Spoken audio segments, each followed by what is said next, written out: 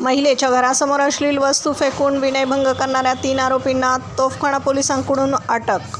नमस्कार, आपण पाहत आहात महाराष्ट्र जनता न्यूज। अहिल्यानगरमधून एक धक्कादायक आणि संतापजनक बातमी समोर येते। येथील सिद्धार्थनगर परिसरात एका महिलेच्या घरासमोर अश्लील वस्तू फेकून तिचा विनयभंग करणाऱ्या 3 आरोपींना तोफखाना पोलिसांनी अत्यंत वेगाने कारवाई करत ताब्यात घेतले। यामध्ये एका अल्पवयीन मुलाचाही समावेश आहे। 11 जूनच्या मध्यरात्री 12:30 वाजेच्या सुमारास सिद्धार्थनगर येथील पीडित महिला आपल्या कुटुंबासह झोपलेली असताना तिच्या घराच्या ओट्यावर काहीतरी पडल्याचा आवाज आला। महिलेने दार उघडून पाहिले असता तिथे एक बॉक्स आढळून आला। तो बॉक्स उघडला असता त्यात रबराचे मानवी कृत्रिम लिंग आढळून आले। या प्रकारामुळे संतापलेल्या आणि लज्जा उत्पन्न झालेल्या पीडित महिलेने तोफखाना पोलीस ठाण्यात तक्रार दाखल केली। पोलिसांनी तात्काळ भारतीय न्याय संहिता 2023च्या कलम 79 आणि 3(5) नुसार गुन्हा दाखल केला आहे।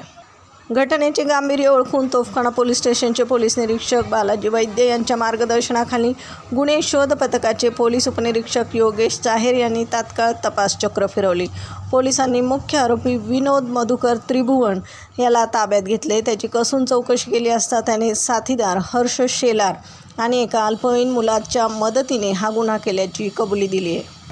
सदरची धडक कारवाई जिल्हा पोलीस अधीक्षक मुमक्का सुदर्शन, अप्पर पोलीस अधीक्षक वैभव कलुबर्मे, दिलीप टिपसे यांच्या मार्गदर्शनाखाली तोफखाना पोलीस स्टेशनच्या गुन्हे शोध पथकाने केली।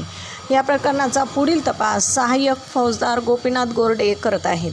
प्रतिनिधीसह महाराष्ट्र जनता न्यूज, अहिल्यानगर।